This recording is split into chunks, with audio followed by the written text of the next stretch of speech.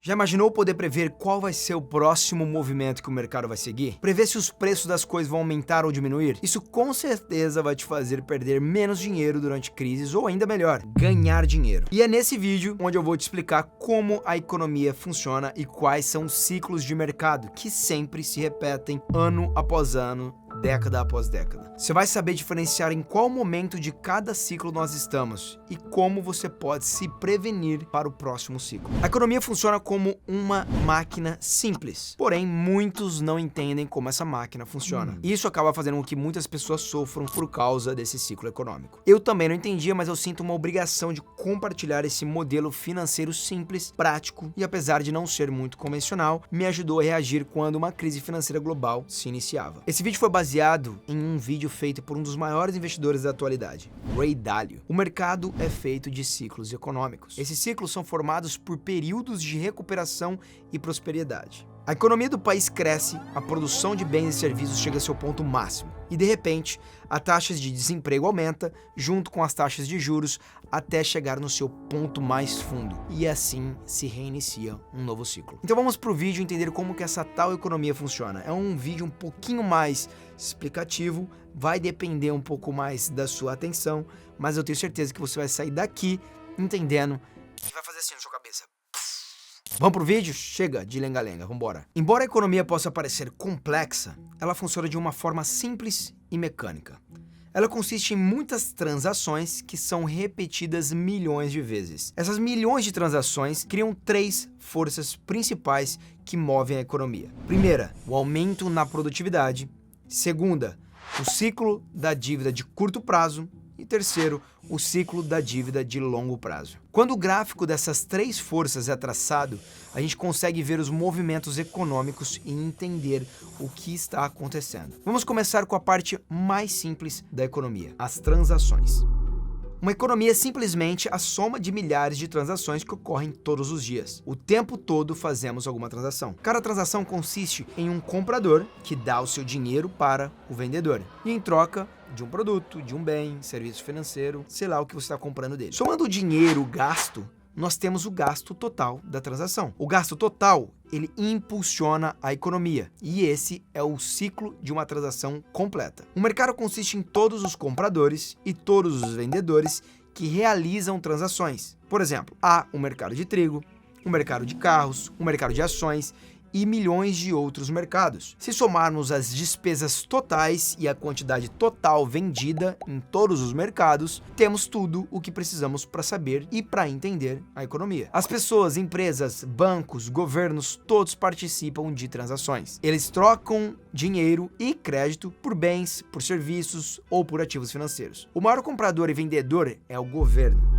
que é composto por duas partes importantes: o governo central, que arrecada impostos e gasta dinheiro, e o Banco Central, que controla a quantidade de dinheiro e crédito na economia. Ele faz isso controlando as taxas de juros e a impressão do dinheiro. Por esses motivos, o Banco Central é a peça mais importante quando se fala de fluxo de crédito. Decore esse nome aí. Falando sobre crédito, ele é a parte mais importante da economia, porque é a maior e a mais volátil. Assim como compradores e vendedores vão para o mercado para fazer transações, os provedores e os recebedores também fazem transação o dia inteiro. Provedores são aqueles que emprestam dinheiro e os recebedores são aqueles que pedem o dinheiro emprestado. Os provedores querendo transformar o seu dinheiro em mais dinheiro e os recebedores querendo comprar algo que não pode pagar naquele exato momento, como uma casa, um Xbox ou um investimento num jogo Play to Earn. Deu gatilho.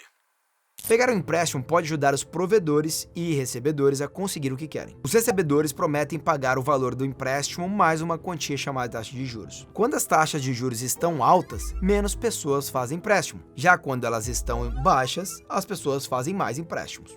Meio óbvio, né? O crédito é criado quando os recebedores prometem devolver o dinheiro que pegaram emprestado dos provedores. Qualquer pessoa que aceite essa promessa pode criar crédito, mas depois de criado, ele se torna uma dívida para o recebedor. No futuro, quando o recebedor pagar o empréstimo com juros, a transação é finalmente liquidada. Quando uma pessoa faz um empréstimo, ela pode aumentar os seus gastos e os gastos impulsionam a economia, já que os gastos de uma pessoa são a renda de outra pessoa. Se liga nisso, porque agora isso daqui é importante. Cada centavo que gastamos, alguém está recebendo. E a cada centavo que a gente recebe, alguém gastou. Então, quando gastamos mais, alguém está ganhando mais. E quando a renda de uma pessoa aumenta, vai ser mais fácil para ela conseguir um empréstimo, já que ela vai ter mais condições de poder pagar de volta. Ter alta renda em relação à dívida permite que você devolve o dinheiro e, no caso, de não conseguir devolver, alguns ativos que estão no seu nome, como carro, ações, casas, precisam ser vendidos para poder pagar aquele empréstimo feito. Isso faz com que os provedores se sintam à vontade para te emprestar dinheiro. Então, quanto maior a renda, mais empréstimo você pode fazer, que também vai permitir você gastar mais. E como os seus gastos são a renda de outra pessoa,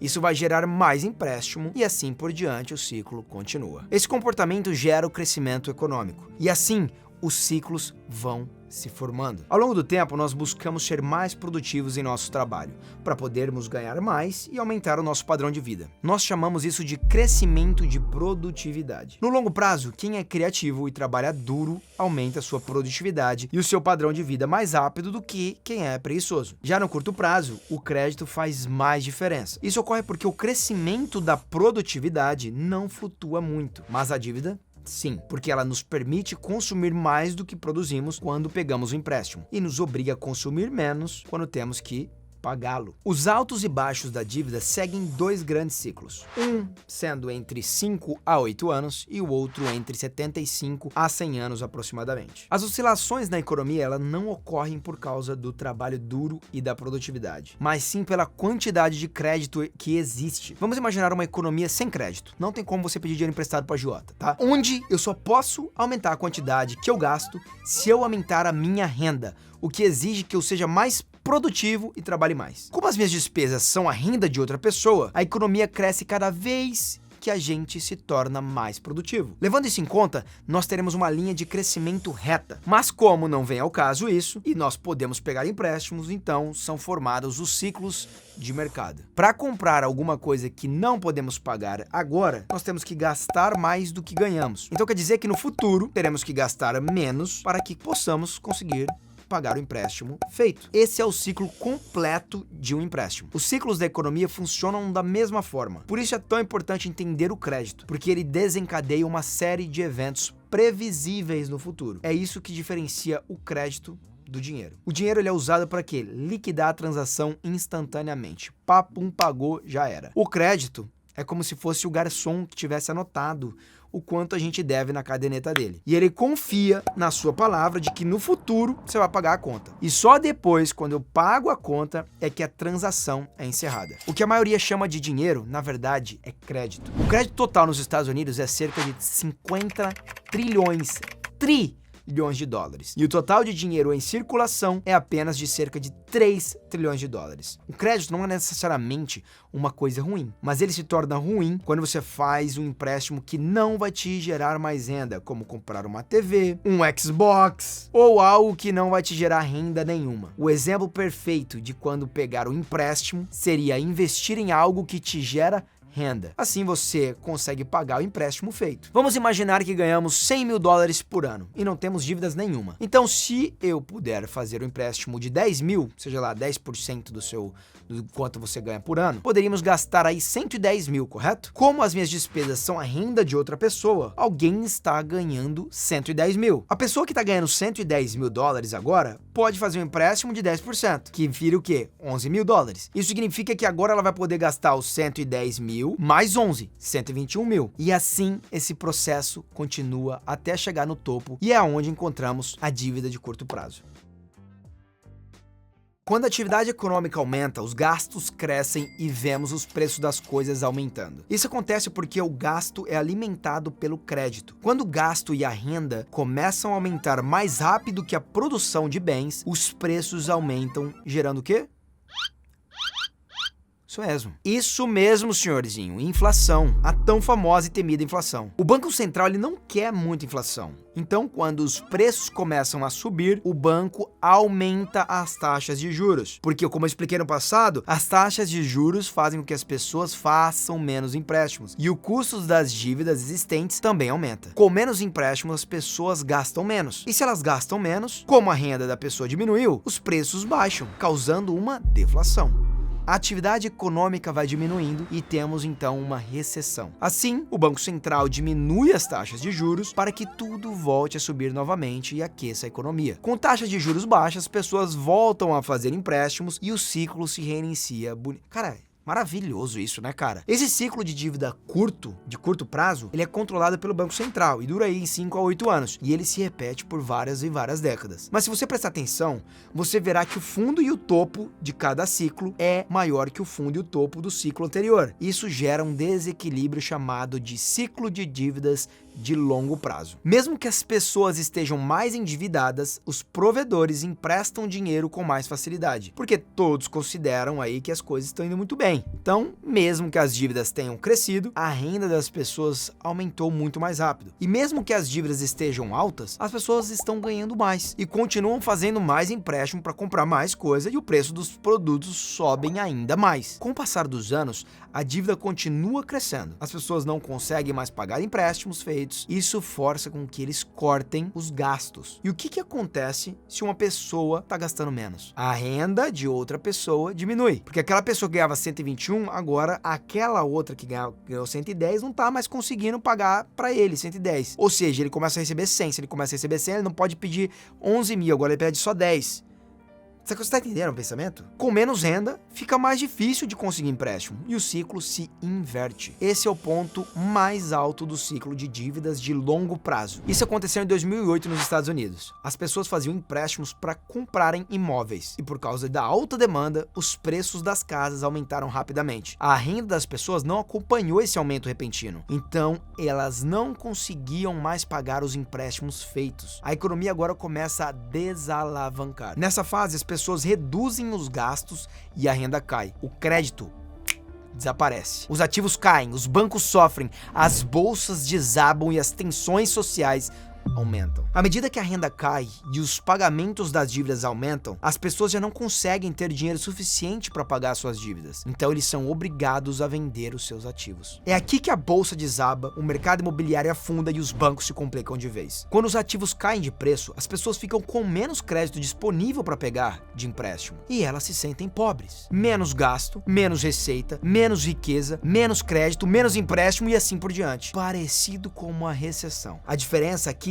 é que não se pode diminuir as taxas de juros. Em uma recessão, diminuir as taxas de juros incentiva as pessoas a fazerem empréstimos. Mas em uma desalavancagem, as taxas de juros já estão baixas. As taxas de juros nos Estados Unidos chegaram a 0% durante a desalavancagem na década de 1930 e novamente em 2008. Na desalavancagem, o peso da dívida sobre as pessoas cresce muito rápido e não pode ser aliviado apenas com uma redução da taxa de juros. Mas lá embaixo, na arena comercial das bolsas de valores de Wall Street, especuladores continuavam a comprar ações com um fervor que se tornou uma característica da época. Parecia haver uma certeza cega de que nada daria errado. Mas numa quinta-feira, no dia 24 de outubro de 1929, sem aviso prévio, a bolha estourou. Todos tentaram vender as ações que tinham. O pânico se alastrou e os preços caíram muito enquanto mais e mais investidores tentavam vender seus títulos. No fim daquele dia, o mercado de ações havia perdido 4 bilhões de dólares. E no fim de semana, a situação piorou. Os provedores, bancos agiotas, sabem que as pessoas não vão pagar as suas dívidas excessivas, já que a renda delas não está tão alta e seus bens perderam o valor. Se ninguém mais pega empréstimo por causa das dívidas muito altas, como é que elas podem então ser diminuídas? Tem 4 formas de isso acontecer. Vambora. Primeira forma, pessoas, empresas e governos cortam seus gastos. Vamos economizar, não vai ter mais tanto gasto. Segundo, dívidas são reduzidas através de moratórias e reestruturação. Terceiro, a riqueza é redistribuída daqueles que têm mais para os que têm menos. Quarto, o Banco Central imprime dinheiro. Mais dinheiro, põe a impressora para funcionar, vai. Nem gosta, né? Essas 4 formas ocorrem em todas as desalavancagens da história moderna. É comum cortar as despesas primeiro. Pessoas, empresas e bancos, tá? Até o governo apertam os cintos e passam a gastar menos para poder pagar suas dívidas. Quando as pessoas param de assumir novas dívidas e começam a pagar as dívidas antigas, é esperado que a dívida do país num todo diminua. Mas, na verdade, é o contrário. Como o gasto de uma pessoa é a renda de outra, isso faz com que a renda caia mais rápido que as dívidas. E as dívidas só pioram com o tempo. As empresas são forçadas a cortar custos, o que significa aumento do desemprego. E isso leva para a próxima etapa, que é reduzir as dívidas. Ao mesmo tempo, o governo precisa aumentar os seus gastos. Por quê? Porque aumentou o desemprego, onde muitos dos desempregados têm contas para pagar, precisa de apoio financeiro do governo. Além disso, os governos criam planos de incentivos e aumentam seus gastos para compensar a desaceleração da economia. Por isso, durante uma desalavancagem, o orçamento do governo começa a ficar negativo, já que ele está gastando mais do que ele arrecada de impostos. Para balancear isso daí, o governo precisa aumentar os impostos ou pegar dinheiro emprestado. Mas se as pessoas estão desempregadas, de onde é que vai vir esse dinheiro? Dos mais ricos. Já que o governo precisa de mais dinheiro e a riqueza está altamente concentrada nas mãos de uma pequena porcentagem da população, é natural que os governos aumentem os impostos de quem tem mais poder. E isso facilita a redistribuição da riqueza na economia, porque o dinheiro passa de quem tem para quem não tem. Vamos lembrar que o que a maioria considerava dinheiro era, na verdade, crédito. Então, quando o crédito desaparece, as pessoas não têm dinheiro suficiente. E quem pode imprimir dinheiro? O Banco Central. Já tendo reduzido suas taxas de juros para quase zero, ele é forçado a imprimir dinheiro. Diferentemente da redução da dívida e redistribuição da riqueza, a impressão do dinheiro é inflacionária e estimulante. Então, o Banco Central imprime dinheiro, que é usado para comprar ativos financeiros e títulos do governo. Comprar esses ativos financeiros, com esse dinheiro impresso, ajuda a aumentar os preços dos ativos, tornando pessoas mais dignas de crédito, porque a pessoa que está investida lá nas suas ações começa a valer mais dinheiro, começa a valorizar. Maior o valor, maior é o poder de empréstimo que ela tem. O Banco Central, ele pode imprimir dinheiro, mas ele só pode comprar ativos financeiros. Já o governo central pode comprar bens e serviços e até dar dinheiro para a população, mas não pode imprimir dinheiro. Então, para estimular a economia, os dois, tanto o Banco Central quanto o governo, eles devem trabalhar juntos. Comprando títulos do governo, o Banco Central empresta dinheiro ao governo, permitindo-lhe manter um déficit e aumentar os gastos com bens e serviços por meio de programas e incentivos, como, por exemplo, o seguro-desemprego. Isso aumenta a renda das pessoas, assim como a dívida pública. No entanto, vai reduzir a dívida total da economia. Esse é um grande momento de risco. Porque as políticas devem equilibrar as 4 maneiras possíveis para reduzir essa dívida total. As formas deflacionárias devem equilibrar as formas inflacionárias, para que assim mantenha a estabilidade. As pessoas perguntam se imprimir dinheiro vai causar inflação. Se ela compensar o crédito, não vai causar inflação. Imprimindo dinheiro, o Banco Central pode compensar o desaparecimento do crédito com um aumento no valor do dinheiro. Para aumentar a situação, o Banco Central precisa não apenas aumentar a receita, mas garantir que o aumento da taxa de renda seja maior que a dívida acumulada. As rendas devem crescer mais que as dívidas. Se as políticas estão equilibradas, a desalavancagem não é tão dramática. O crescimento é lento, mas a dívida diminui. E é assim que é feita uma belíssima de uma desalavancagem. Que cazzo? Por que eu falei italiano? Sei lá. Mas com mais receita, as pessoas têm mais chance de conseguir um empréstimo. As dívidas começam a diminuir e as pessoas começam a gastar mais. E aí a economia começa a crescer novamente. Não é bonito isso? Cara, ó. Em resumo, você deve lembrar aí das 3 regras, tá? Aqui são 6. Das 3 regras. Primeira, a dívida não pode subir mais rápido do que a renda. Você não pode se endividar mais do que você pode pagar, tá? Isso daí é a primeira regra. A dívida não pode subir mais rápido do que a sua renda. A renda não pode subir mais rápido do que a produtividade. E a terceira regra é fazer todo o possível para aumentar a sua produtividade. Obviamente que a economia ela tem muito mais variáveis e é muito mais complexa do que isso daqui que eu mostrei no vídeo. Mas, quando juntamos o ciclo da dívida de curto prazo ao ciclo da dívida de longo prazo e assim aplicamos eles ao crescimento da produtividade, nós temos aí um modelo razoável para ter uma previsão do que vai acontecer no futuro. Meu nome é Ibrahim Ali, espero que você tenha gostado desse vídeo. Se você entendeu, se abriu um pouco mais a sua mente, deixa aqui embaixo nos comentários a sua opinião. O que você acha aí? Esse texto foi baseado no Ray Dalio, tá? Do livro dele, também do vídeo dele que ele fez no YouTube, excelente. Me sigam também nas redes sociais, estarão todos aqui disponíveis. Deixa o seu like, se inscreve nesse canal, eu produzo conteúdo bastante na Twitch de segunda a sexta sobre macroeconomia, Web3, NFT, jogos Play to Earns e criptomoedas lá na minha twitch.tv/Brooks_ e no Instagram e no Twitter também, vários insights, muitos dados e bastante opiniões. Me sigam lá também, tá bom? Um beijo, um queijo, eu vou ficando por aqui. Espero que você tenha curtido esse vídeo. Até um próximo. Cruze, tchau.